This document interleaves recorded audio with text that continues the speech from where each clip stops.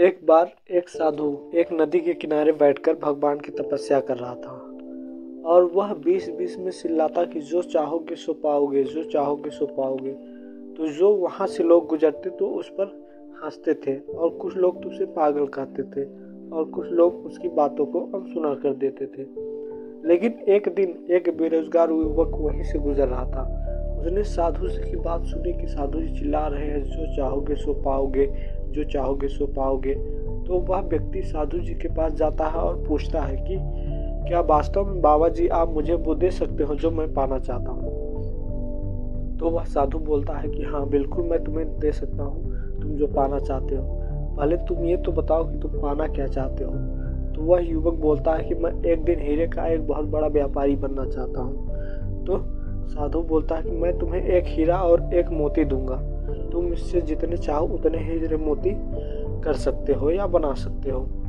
तो इससे युवक की आंखों में एक आशा की ज्योत जाग जाती है। तो फिर साधु जी उस युवक को अपनी एक हथेली आगे बढ़ाने को बोलते हैं। तो युवक अपना एक हाथ आगे बढ़ाता है तो साधु जी उसके हाथ पर अपना हाथ रखते हैं और बोलते हैं कि बेटा ये दुनिया का सबसे अनमोल हीरा है, इसे समय कहते हैं। यदि तुमने अब इस समय को अपने काबू में कर लिया तो इस दुनिया में तुम जो चाहो वो हासिल कर सकते हो।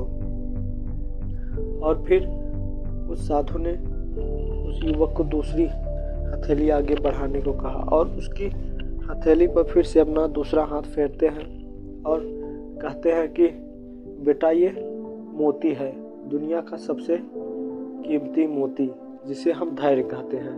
यदि हम किसी कार्य को कर रहे हैं और उस कार्य को करने के बाद भी उसमें परिणाम नहीं मिल रहा है तो हम धैर्य के साथ उस कार्य को करें, न कि उसे छोड़ दें। यदि हमारे पास धैर्य है तो हम जो चाहें इस दुनिया में वो पा सकते हैं।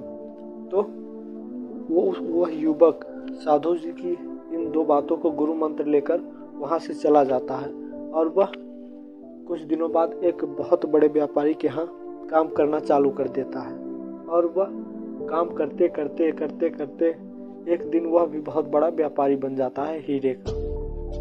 तो दोस्तों ये छोटी सी कहानी यही सीख देती है कि यदि जीवन में हमारा समय कैसा भी हो, लेकिन हमें हीरे और मोती जैसे यानी कि समय और धैर्य के साथ यदि हम किसी कार्य को कर रहे हैं तो उस कार्य को करें। यह नहीं कि यदि उसमें परिणाम नहीं आ रहा है तो उसे छोड़ दें। यदि हम निरंतर करते रहे तो हमें सफलता अवश्य मिलेगी। इसलिए कभी भी जिस कार्य को कर रहे हैं उसे कभी भी ना छोड़ें।